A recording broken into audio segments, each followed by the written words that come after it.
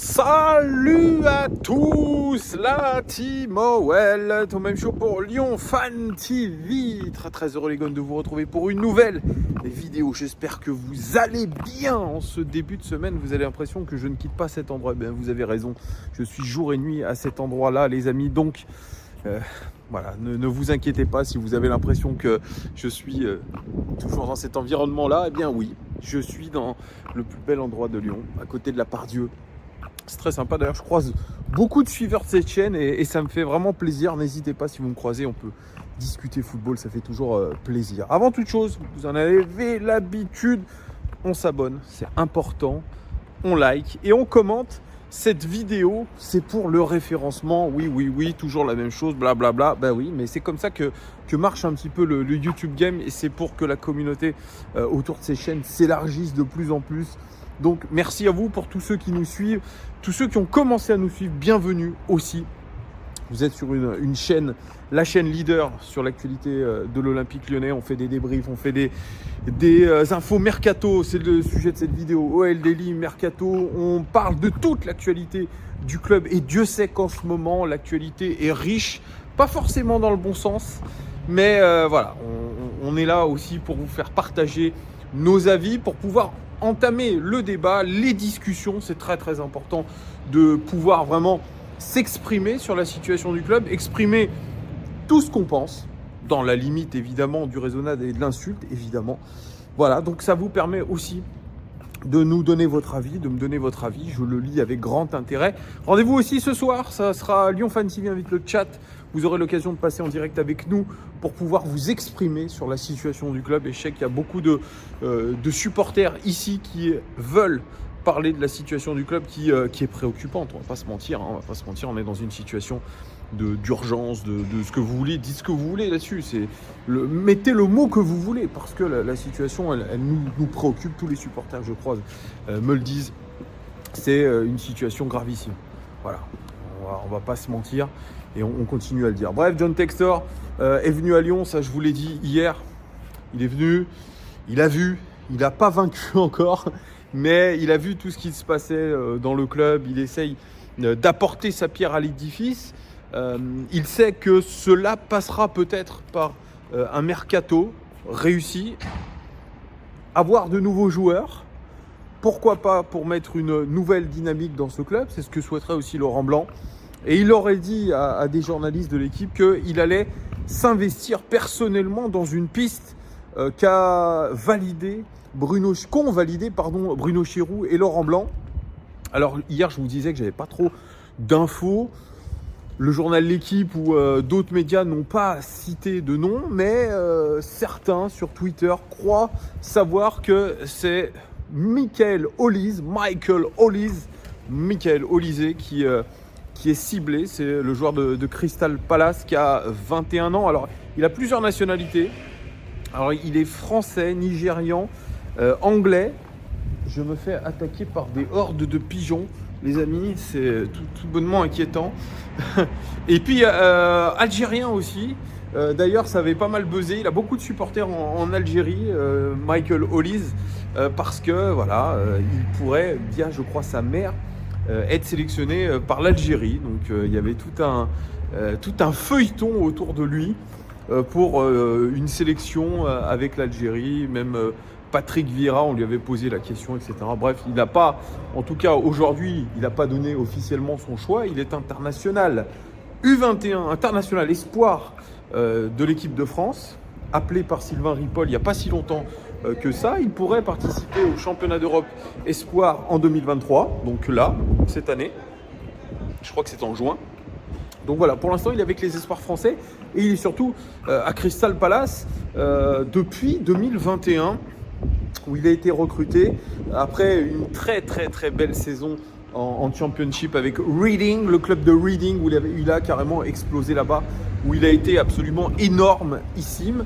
Un joueur qui a été formé successivement par Manchester City et Chelsea. Voilà, il a un parcours vraiment très anglais, très anglophone, Michael Olise. Et c'est vrai que depuis qu'il est à Crystal Palace, eh bien, on va dire qu'il progresse régulièrement. Alors, Crystal Palace, vous le savez, c'est le club que possède un petit peu John Textor. C'est pour ça qu'il va cibler un joueur plutôt du côté de Crystal Palace.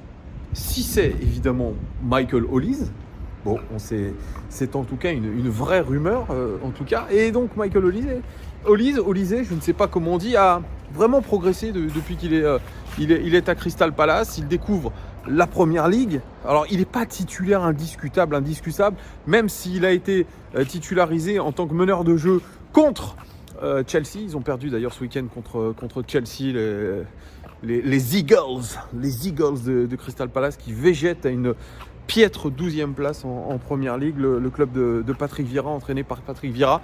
Bien Michael Olise, qui a 21 ans, qui fait 1m84, lui, il a joué 67% des matchs depuis le début de la saison pour un but et 4 passes décisives pour un joueur qui est assez polyvalent au milieu de terrain, mais sa position de prédilection, c'est plutôt sur le côté droit. Lui qui est gaucher, il joue faux pied. C'est un garçon qui centre très bien, c'est un garçon qui provoque très bien balle au pied. Il y en a certains qui disent qu'il a des faux airs de Riyad Mahrez un petit peu sur cette qualité de provocation, de percussion. C'est un joueur qui fait la différence par rapport à sa qualité de dribble. Sylvain Ripoll, qui le connaît un petit peu, le sélectionneur des espoirs, dit qu'il crée beaucoup d'incertitudes chez son adversaire et c'est pour ça qu'il est hyper intéressant, Michael Olise. C'est un garçon vraiment qui a du talent. C'est un garçon qui, aujourd'hui eh bien, attire de nombreuses écuries européennes dans le championnat d'Angleterre, évidemment, avec Manchester United, Chelsea, et ça c'est trousse, Arsenal, on a parlé. Et puis, une rumeur, ces derniers temps, qui ont parlé du Paris Saint-Germain qui serait sur les traces de Michael Olise.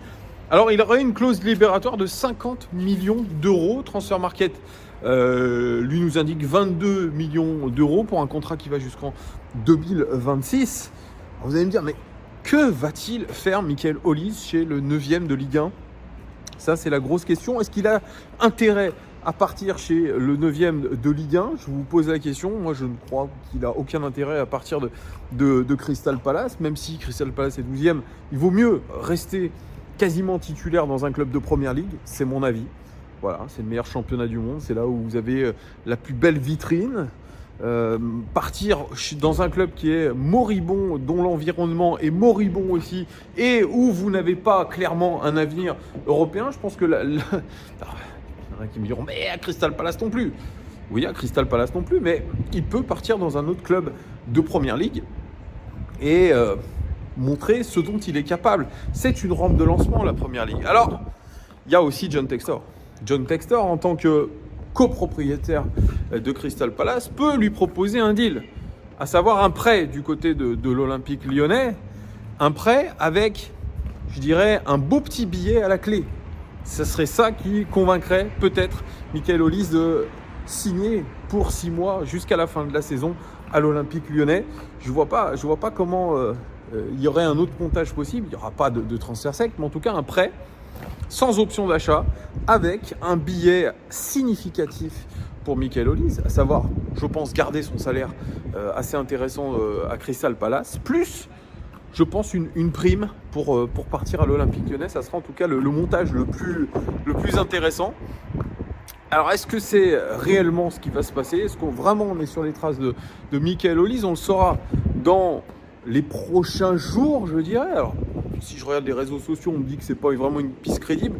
Je ne sais pas, je vous fais cette vidéo parce que j'ai vu cette rumeur-là. Vous me direz ce que vous en pensez pour ceux qui connaissent un petit peu le joueur. Est-ce qu'il pourrait être une vraie plus-value à l'Olympique lyonnais ? Je sais pas, dans un rôle d'ailier de débordement, de meneur de jeu, concurrencer Tété, concurrencer peut-être même Carl Toko Ekambi sur ce côté gauche, même s'il joue plutôt faux pied, notre ami Olise. Je sais pas. Il faudra se poser la question. Enfin, dites-moi vous en commentaire ce que vous pensez de ce joueur-là, parce que bon, moi je le connais pas forcément super bien. J'ai vu quelques matchs de Crystal Palace, j'ai vu le match face à Chelsea. Il n'a pas été exceptionnel dans son rôle, il était placé en tant que meneur de jeu, mais il a tendance plutôt à aller sur le côté droit, 2 passes clés pour lui sur ce match-là. Il n'a pas été incroyable. Donc voilà. Sinon, il y a une autre rumeur mercato. Alors ça, c'est Foot Mercato qui croit savoir, avec des informations exclusives, que Malo Gusto a un nouveau prétendant qui est possiblement intéressé dès cet hiver, c'est Newcastle. Newcastle qui est aujourd'hui très très bien placé en Première Ligue. Je crois qu'ils sont 3e de Première Ligue, ou alors dans le top 5, excusez-moi de mon manque de précision, mais ils sont en tout cas dans les premiers de Première Ligue. Ils font une très très très belle saison Newcastle, et ils ont de l'argent puisqu'ils sont sous propriété saoudienne, et ils peuvent enflammer ce mercato. On sait que Malo Gusto a, je dirais, des touches un petit peu partout en Europe, et notamment en Angleterre avec Manchester qui était intéressé, Chelsea aussi était intéressé, et là ça serait Newcastle qui serait enclin à mettre 30 millions d'euros sur la table pour Malo Gusto, et dès cet hiver. Et bien sûr, l'OL n'est pas vendeur, et quand un club n'est pas vendeur, c'est qu'il est très très vendeur et qu'il va essayer. C'est sympa la ville, et qu'ils sont enclins à laisser partir Malo Gusto, mais pour un prix assez important, peut-être 25 plus 5 de bonus, et dès cet hiver ça pourrait le faire. C'est pour ça qu'on avait recruté le jeune Koumbedi. On pensait que Malo Gusto allait évidemment être convoité. Il a fait un très bon match, Malo Gusto, contre Strasbourg, très bon match offensif, mais son erreur couplée à celle de Tolisso, qui nous a coûté un but, eh bien, entache un petit peu sa performance. Mais on a vu une capacité d'accélération sur son côté, une capacité de centre très intéressante. Très intéressante. Il est sorti. Alors, est-ce qu'il s'est reblessé? Parce qu'il a eu un gros claquage contre Monza. Là, il est ressorti avec peut-être des crampes ou autre, je ne sais pas. Il faudra voir. Mais évidemment, sur un poste qui est aujourd'hui difficile à pourvoir, hein, le poste de latéral droit aujourd'hui en Europe, c'est un poste où il n'y a pas beaucoup de joueurs avec une marge de progression significative. Lui, il fait partie des talents européens, ou en tout cas avec une marge de progression significative. Donc, les clubs anglais, ceux qui ont de l'argent, sont capables aujourd'hui de mettre les moyens. On le voit aujourd'hui, ils sont en train de dynamiter même des joueurs du championnat France. Je pense que Ouattara va signer à Bournemouth pour 25 millions, le joueur de Lorient. Donc aujourd'hui, même un club de moyenne zone en Angleterre peut dégainer une offre de malade. Donc Malo Gusto pourrait partir dès cet hiver, dans les 15 prochains jours, c'est possible. Même si les infos de Foot Mercato prévoient plutôt un départ de Malo Gusto à l'été prochain. On sait aussi que l'équipe nous a dit que Castello Lucaba a été retenu après une offre de 43 millions d'euros de la part de Chelsea. Moi, je n'y crois pas un seul instant. Si Chelsea avait mis 43 millions d'euros sur Castello Lucaba, il serait parti, et on l'aurait même emmené à l'aéroport. Voilà.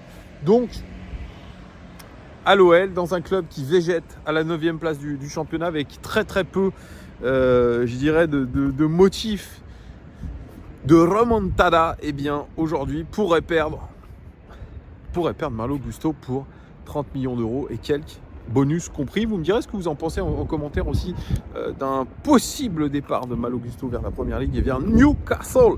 Voilà ce que je pouvais vous dire. Dites-moi tout en commentaire, mettez-moi vos avis, voilà, mettez-moi tout ce que vous pensez là-dessus. Je vous dis à très très vite pour de nouvelles infos, de nouveaux formats. Et il y a l'édito d'Antoine qui va arriver, je vais vous le poster demain, il est très intéressant.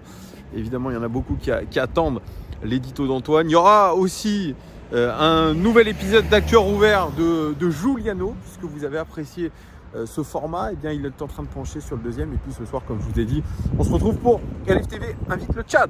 À très très vite les gars, bonne journée et à bientôt. Ciao.